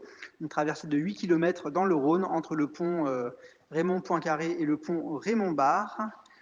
500 participants sont espérés pour cette édition. L'arrivée est située 300 mètres en aval du pont Raymond Barre et la remise des prix aura lieu à la Cité scolaire internationale dans le 7e arrondissement. Le budget prévisionnel est de 13 500 € et on se propose d'allouer une subvention de 1 000 € à l'association Club Thalassa Lyon Plongée. Merci beaucoup, Monsieur Monod. Alors non, je ne me suis pas inscrite, mais j'ai eu le plaisir, il y a 2 ans, avec le maire de Lyon, d'être sur un bateau et de pouvoir suivre les nageurs et donc d'admirer leur courage parce qu'il faisait très très froid. Il y a 2 ans, et je pense que dimanche, il va faire froid aussi. Et à la fin, ils finissaient dans les couvertures de survie à la CSI à Gerland, mais bon, ils avaient traversé la ville de Lyon avec palme dans le Rhône. Donc bravo à elle et à eux, et puis bon courage pour dimanche. Mais je n'en serai pas. Est-ce qu'il y a des prises de parole sur le sujet? Non. Je soumets donc ce rapport à vos voix. Qui est contre? Qui s'abstient? Alors, vous vous êtes enrhumé, Monsieur Voiturier, rien qu'à l'évocation de la nage. Le rapport est adopté. Après le sport, on passe à l'éducation avec vous, Madame Lécluse, et les subventions aux écoles primaires publiques pour l'année 2024 et maternelle. Bonsoir. Une délibération qui est classique, on passe chaque année. Cette année, la ville de Lyon octroie bien sûr ses crédits de fonctionnement en prenant en compte l'effet de l'inflation et les augmente de manière substantielle. Donc il s'agit dans le cadre de cette délibération d'une part des crédits de fonctionnement, c'est-à-dire de pouvoir permettre aux écoles maternelles et élémentaires publiques de pouvoir acheter des fournitures scolaires, des ouvrages, des livres, faire des photocopies. Et les subventions vont prendre en compte cette inflation et augmenter de 4%.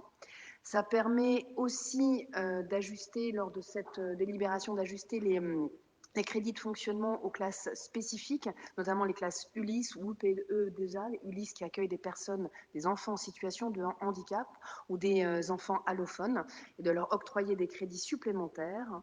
Enfin, troisième type de crédit de subvention accordée, ce sont les subventions de fonctionnement dit crédit libre ou initiative des conseils d'école pour financer les fêtes d'école, les sorties culturelles ou tout autre type de subvention ou de souscription que peuvent faire les écoles. Et là, pareil, on prend en compte l'inflation et ça augmente en moyenne de 3%.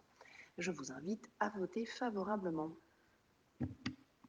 Merci, Madame Lécluse. Est-ce qu'il y a des prises de parole sur le sujet? Non. Je soumets donc ce rapport à vos voix. Qui est contre? Qui s'abstient?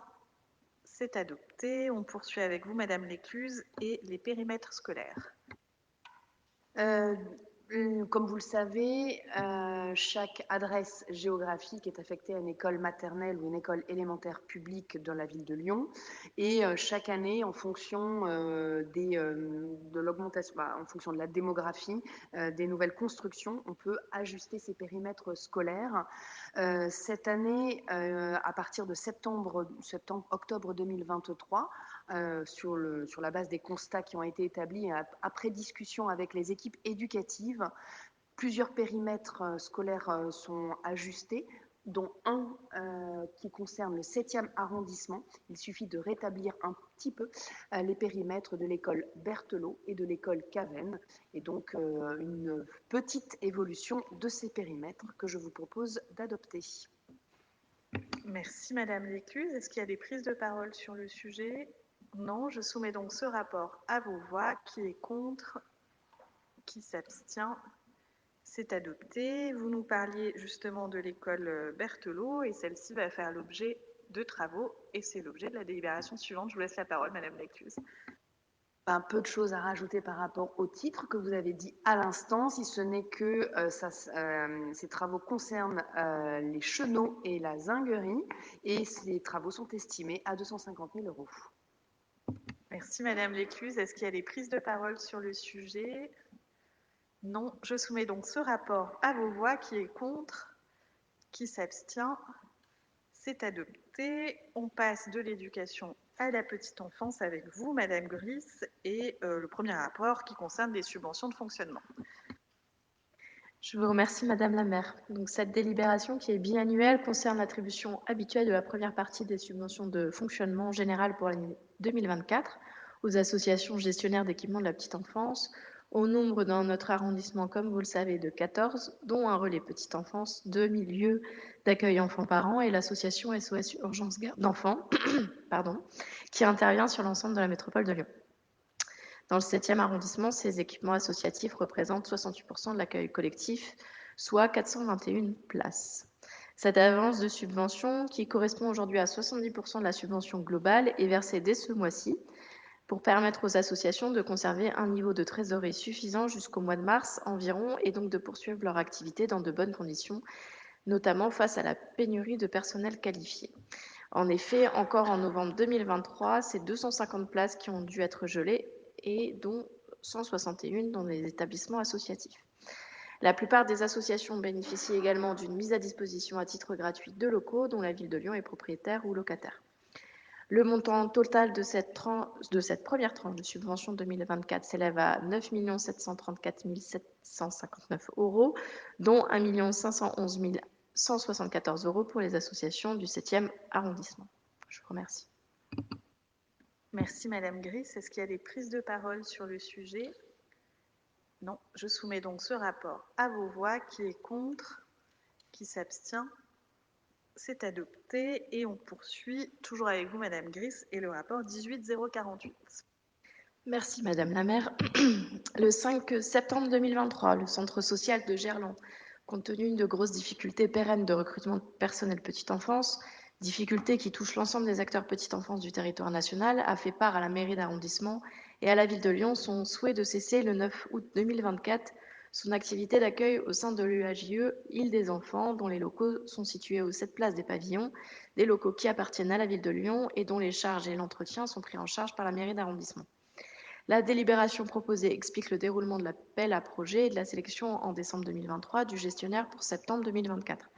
La gestion sera ainsi attribuée par la ville de Lyon à l'association Alpha 3A. Je vous remercie. Merci Madame Gris. Est-ce qu'il y a des prises de parole sur le sujet? Non. Je soumets donc ce rapport à vos voix. Qui est contre? Qui s'abstient? Une abstention. C'est adopté. Et je vous passe la parole, Madame Gris, pour le rapport suivant qui concerne la végétalisation des cours des crèches, mais là pour des kits hors sol, si j'ai bien compris. Tout à fait, merci. Alors, dans un objectif de santé publique et d'épanouissement des enfants, la ville de Lyon a investi 4,5 millions d'euros sur le mandat pour doter toutes les structures d'accueil de petite enfance d'un espace extérieur végétalisé. Ainsi, depuis 2020, nous travaillons en lien avec les établissements municipaux et associatifs petite enfance de l'arrondissement, ainsi que la direction des espaces verts pour la végétalisation de leurs cours quand ils en ont une. À ce jour, nous avons avancé sur plusieurs établissements. Pour l'EAJE et le relais petite enfance Simone de Beauvoir dans le sud de l'arrondissement, un accès direct a été créé vers l'espace vert mitoyen, dont la propriété est à la métropole, avec la pose de bacs potagers et de parasols permettant un investissement de cet espace par les équipes et les enfants. Pour l'EAJE de Bourg et l'EAJE associatif Gerludine, toujours dans le sud de l'arrondissement, suite à la concertation qui a été réalisée en 2022, les études préalables ont été finalisées et les études de conception d'une cour nature vont être lancées.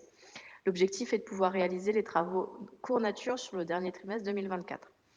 Pour l'UAJE associatif Souris-7, des échanges, toujours dans le sud de l'arrondissement d'ailleurs, des échanges sont en cours pour la création d'un accès direct vers le square mitoyen et l'objectif, c'est une réalisation courant 2024. Pour l'EAJE Servante, une concertation a été réalisée en 2022. La demande d'extension du jardin a été refusée par la copropriété. Les possibilités d'aménagement de la cour existante sont fortement contraintes par les garages de la copropriété qui sont situés malheureusement en dessous. On espère pouvoir mettre en place quelques améliorations de la cour en 2025. Pour le AJE associatif Les Carpillons, l'aménagement d'une cour nature est pris en charge par la ville avec un objectif de réaliser les travaux de la cour en 2025. Et pour le AJE des Girondins, l'aménagement d'une cour nature est prévu dans cette AJE 9 avec une livraison en 2026. Nous nous sommes rendus compte que selon les établissements, la configuration des espaces extérieurs et les contraintes techniques, notamment lorsque l'établissement se trouvait dans une copropriété privée, ne permettent pas toujours de répondre aux projets de végétalisation en pleine terre. C'est pourquoi nous proposons aux gestionnaires associatifs de l'arrondissement, qui le souhaitent bien sûr, de pouvoir faire une demande de kit hors sol, c'est-à-dire d'éléments modulables, transportables et agençables au regard des superficies des cours de crèche d'un montant maximum de 5 000 € TTC. Nous réaborderons ce sujet et l'avancement de la végétalisation dans le 7e et des projets pour les espaces extérieurs lors du projet social du 7e arrondissement qui aura lieu fin janvier en présence des EAJE municipaux et associatifs. Je vous remercie. Merci à vous, Madame Gris. Est-ce qu'il y a des prises de parole sur le sujet? Oui, allez-y, Madame Breuil.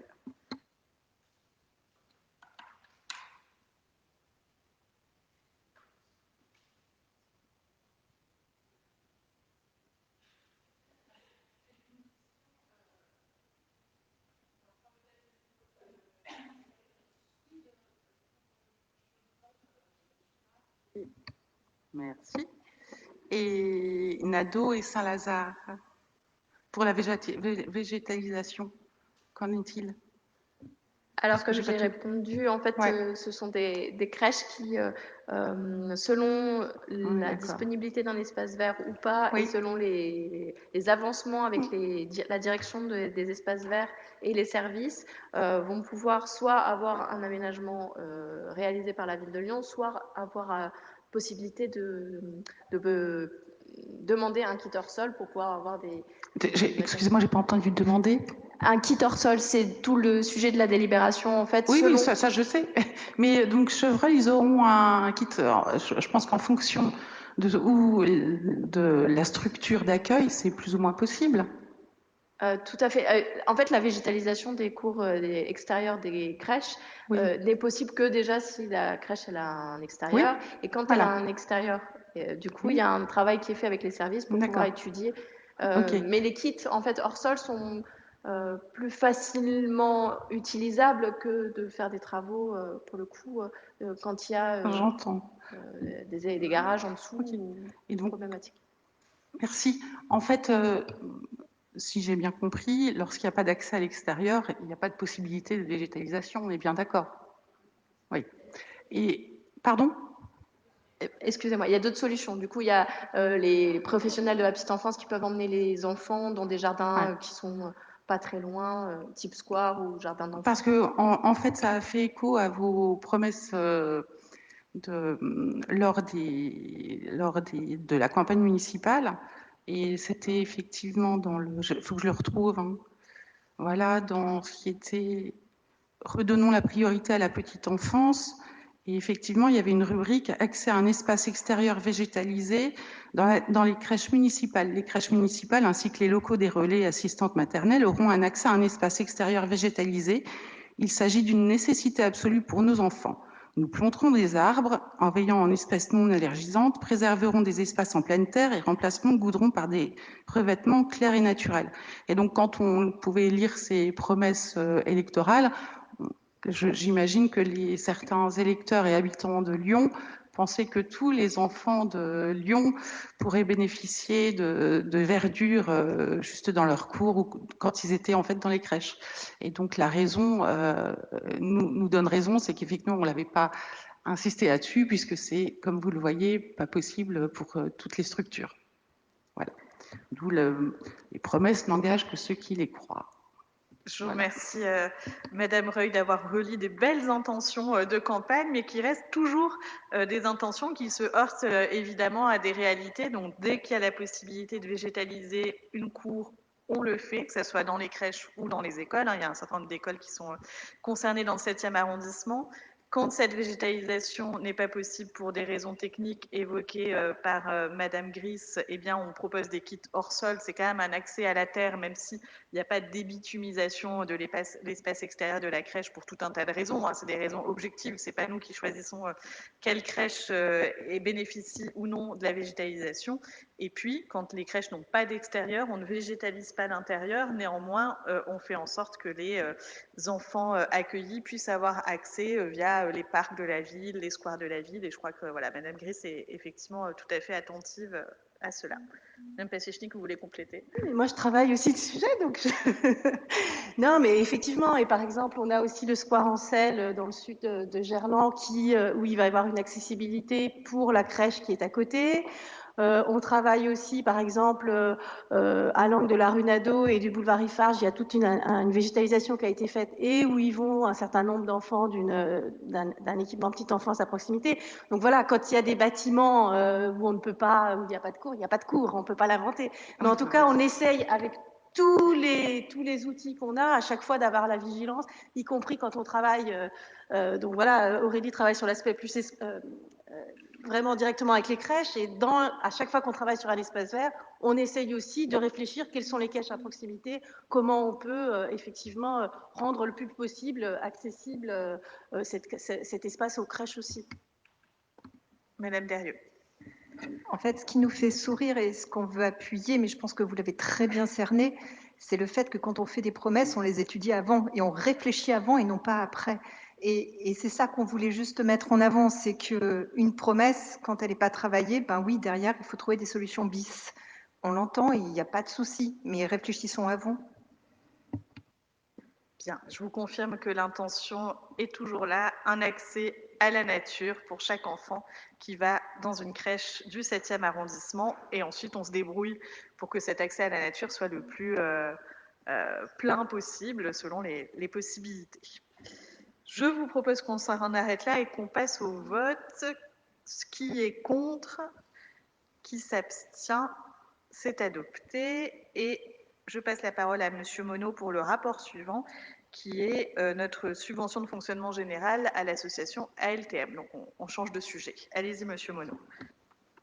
Oui, merci. C'est une délibération en effet annuelle avec une subvention proposée pour l'agence Lyon Tranquillité Médiation, plus connue sous le nom de ALTM, qui fait un travail important par la présence de médiateurs sur le terrain pour faire de la prévention, pour renforcer la cohésion sociale des quartiers avec la création de liens sociaux, la prévention et le règlement des conflits. Et la LTM agit d'ailleurs fortement et très présente sur notre 7e arrondissement, dans les quartiers de la Guillotière, dont la place Mazagran bien sûr, ainsi que sur la cité Jardin notamment. Merci à eux pour leur travail important au quotidien.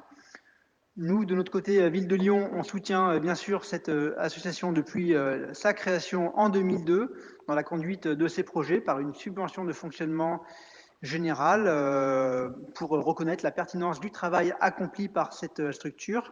C'est un partenariat qui est formalisé dans une convention cadre triennale entre la Ville de Lyon et la LTM. Et si vous vous en souvenez, ici même, il y a un an, nous avions renouvelé cette convention, donc au conseil d'arrondissement et au conseil municipal de janvier et février 2023. Ce soir, on se propose d'attribuer une subvention de fonctionnement d'un montant de 352 000 € à la LTM. C'est un montant identique à celui de 2023 et je vous propose de l'approuver.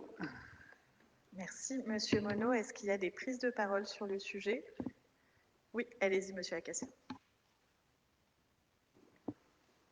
Pas forcément en lien avec ce rapport, bien évidemment que la LTM, je peux souligner pour avoir œuvré de longues années à leur côté et mesurer leur efficacité à la fois en tant qu'habitant de la cité Jardin, et je peux mesurer au quotidien l'importance de la médiation, aussi bien sur la cité Jardin ou sur Péry ou sur d'autres périmètres, voilà, où on a bien la notion et la certitude qu'il y a du sens, y compris auprès des services autres que les services de la ville qui font appel à la LTM, et tout le bien fondé de leurs interventions. Je profite aussi pour prendre la parole pour... tout à l'heure, j'avais dit que je serais bref, et là, à vous écouter, à entendre, ça peut prêter à sourire, mais j'ai envie quand même de faire une remarque. J'ai entendu différentes choses ce soir, et comme c'est l'avant-dernier rapport, je me permets une remarque en même temps par rapport à la LTM, puisque j'ai aussi été nommé tout à l'heure. Je vous remercie, M. Monod, de souligner quand même que la continuité de ce qui a pu être fait durant ces différentes mandatures qui se sont succédées. Ça peut prêter à sourire parce que je pense que j'ai entendu aussi quelques phrases qu'il faut, vous savez, j'ai pas la langue dans ma poche et je préfère dire ce que je pense, qui peuvent laisser à réfléchir en tous les cas pour la suite. Je pense qu'on n'a plus le temps, sincèrement, tout le monde peut balayer devant sa porte par rapport à des promesses électorales ou autres. Moi, je suis ravi d'entendre qu'aujourd'hui, on ne peut pas planter des arbres sur la place des terreaux parce qu'il y a des parkings dessous. Voilà, le côté marketing d'une campagne, je pense qu'on doit tous passer, toutes et tous, alors c'est pas moralisateur ce que je suis en train de dire, passer à autre chose, mais ce côté pragmatique et peut-être d'enjoliver les choses ou de faire croire des choses qu'on ne tiendra pas, il sera peut-être temps, arrivé un moment, de penser à dire les vraies choses et être pragmatique et lancer des vrais sujets, des vrais projets dans l'intérêt des Lyonnaises, des Lyonnais et tout simplement des concitoyens. Je dis aussi, comme je pense, une remarque que j'ai entendue qui m'a un peu heurté.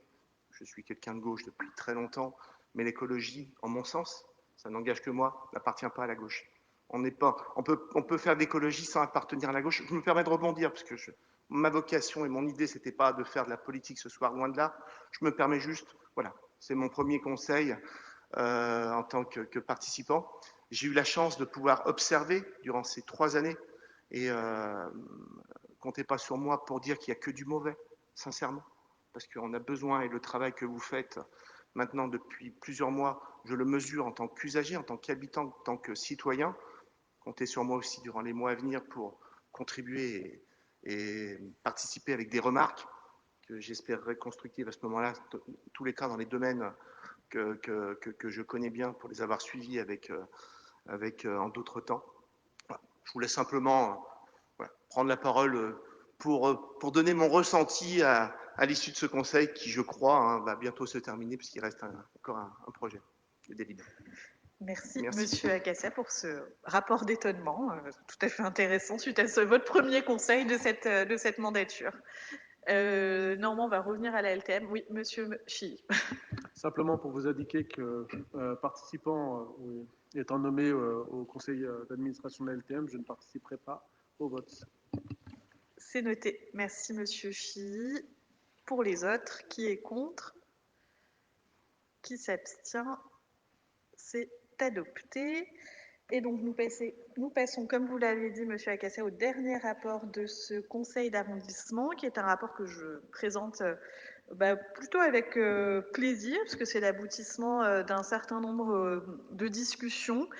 Vous vous souvenez que la piscine de Gerland a dû fermer à l'été 2021 et que c'était une grande perte pour le 7e arrondissement, pour le quartier de Gerland, parce que c'était une piscine estivale qui accueillait les jeunes du quartier et d'ailleurs, aussi les jeunes de Saint-Fond, de Vénissieux, du 8e, etc. Et donc c'était une vraie offre pour un quartier dont la population, en grande majorité, ne part pas en vacances. Et c'est une vraie offre de manière générale pour les Lyonnaises et les Lyonnais, puisqu'on est une ville quand même carencée en piscine. Je crois qu'on peut tous et toutes le reconnaître. Et je ne jette de pierre à personne, mais c'est un fait. Lyon est carencé en piscine.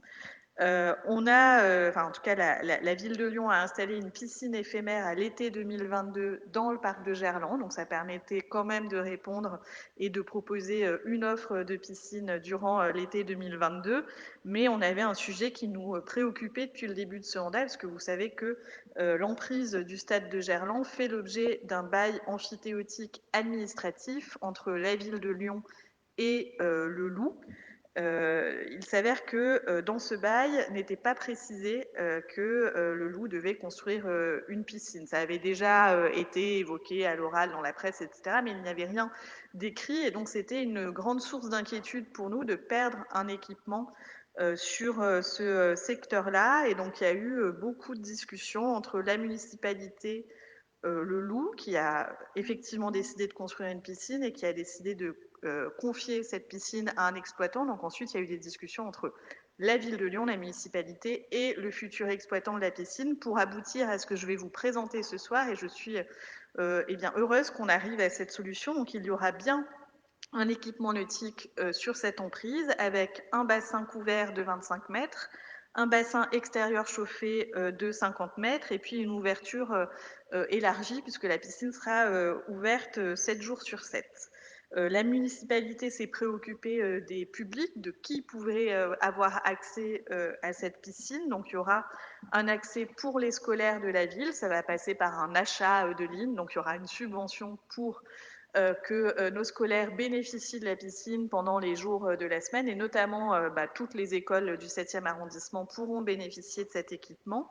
Et puis, il y a une discussion aussi avec le gestionnaire de la piscine sur les tarifs, puisque évidemment, une piscine, si on veut qu'elle bénéficie au plus grand nombre, il faut que les tarifs soient accessibles et on a réussi à se mettre d'accord pour que les tarifs pratiqués puissent être dans la lignée de ceux pratiqués par la municipalité dans les autres piscines de la ville. Alors, ce n'est pas un accord finalement, parce que la ville, pour cela, va verser une subvention de compensation de services publics pour que les tarifs soient accessibles aux Lyonnaises et aux Lyonnais. Et donc, c'est les termes de nos discussions, c'est cette stratégie-là qu'on a adoptée pour que à la fin, nous ayons à nouveau une piscine sur Gerland et que cette piscine soit abordable, accessible pour les Lyonnaises et les Lyonnais. Ce qu'on vote ce soir, c'est une subvention d'investissement à hauteur de 1 million d'euros. Donc, on participe aussi à l'investissement pour cette nouvelle piscine, enfin en tout cas pas nouvelle puisqu'elle existait déjà la piscine de Gerland, mais ce sera un équipement complètement nouveau. On ne retrouvera malheureusement pas notre piscine de Gerland comme elle l'était avant 2021. Et donc le coût total de cette piscine est de 12,6 millions d'euros et la ville y participe à hauteur de 1 million d'euros. Voilà ce que je considère comme étant quand même une bonne nouvelle de fin de conseil d'arrondissement et donc on aura l'occasion d'en profiter dès cet été. Donc j'espère vous y retrouver avec vos plus beaux maillots de bain. Est-ce qu'il y a des prises de parole sur le sujet? Madame Derrieux. Oui, merci. J'ai pas tout à fait saisi, mais je crois qu'en commission, il a été demandé où en était la convention et qu'en tous les cas, elle n'était pas encore présentable. Hein, c'est ça. Donc nous, on va voter une abstention juste parce qu'on attend cette convention pour, entre guillemets, avoir une sûreté, hein, des éléments présentés et bien évidemment qu'on est très heureux d'entendre tout ce que vous venez de dire. Néanmoins, alors vous avez précisé que tous les enfants du 7e pourraient, tous les scolaires, pardon, du 7e pourraient avoir un temps. C'était l'une de mes questions. Avez-vous fait cette demande et la garantie l'avez-vous? Voilà, c'était pour l'explication du vote. Merci.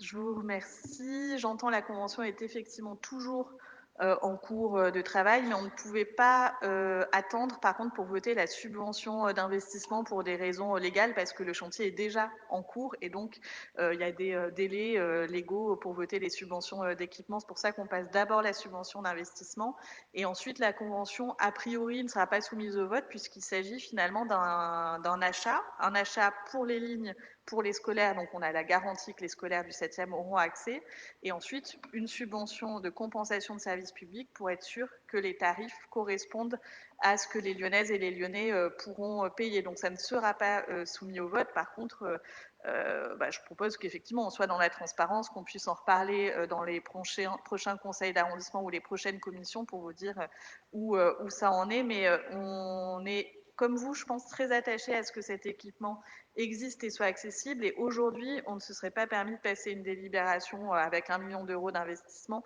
si on n'avait pas derrière ces garanties-là, parce que voilà, c'est quelque chose qui nous tient aussi beaucoup à cœur, et je crois que ça a toujours tenu à cœur aux élus du 7e arrondissement. Monsieur Miachon-Debar.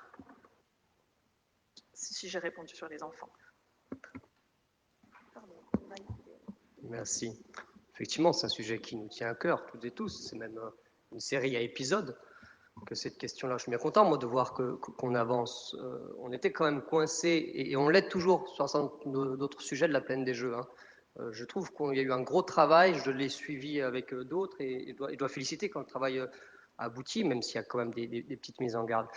Le piège dans lequel on était, c'est quand même une conception héritée de la plaine des Jeux, comme étant un espace où se mélangent les genres entre sport et finance, et une logique de partenariat public-privé qui a surtout eu vocation à dire finalement notre plaine des Jeux à nous, Lyonnais du 7e, était du foncier disponible pour la construction et surtout pour la construction de bureaux. Donc moi, je suis bien content de voir qu'on démêle la pelote petit à petit, et je voterai favorablement cette délibération, mais je vais quand même garder une petite mise en garde entre nous. Je resterai très attentif notamment vis-à-vis des investissements publics qui sont rajoutés. Alors là, c'est 1 million qui viennent s'ajouter. On ne le valorise pas toujours, mais c'est pas rien, la mise à disposition d'un foncier comme celui-ci. Hein. Ça représente des pépettes, excusez-moi de le dire comme ça. Et après, il y aura d'autres investissements publics. Donc, je serai attentif notamment sur le gestionnaire qui arrivera et qui aujourd'hui n'est pas mis à jour dans cette délibération. Je serai attentif, à mon avis, ce gestionnaire devra avoir un intérêt, on va dire un but non lucratif, à minima, au service de l'intérêt général et pas celui des investissements financiers. Merci, Monsieur Miachon-Debar. Est-ce qu'il y a d'autres prises de parole sur le sujet? Non. Je soumets donc ce rapport à vos voix. Qui est contre? Qui s'abstient? Donc, 5 abstentions. Le rapport est adopté. Je n'ai pas été saisie de questions orales ou questions diverses pour ce conseil d'arrondissement. Nous en arrivons donc à la fin et j'ai plus la date, mais il me semble que nous nous retrouvons le 12 mars à 18h30. Et donc d'ici là, bonne soirée à toutes et à tous.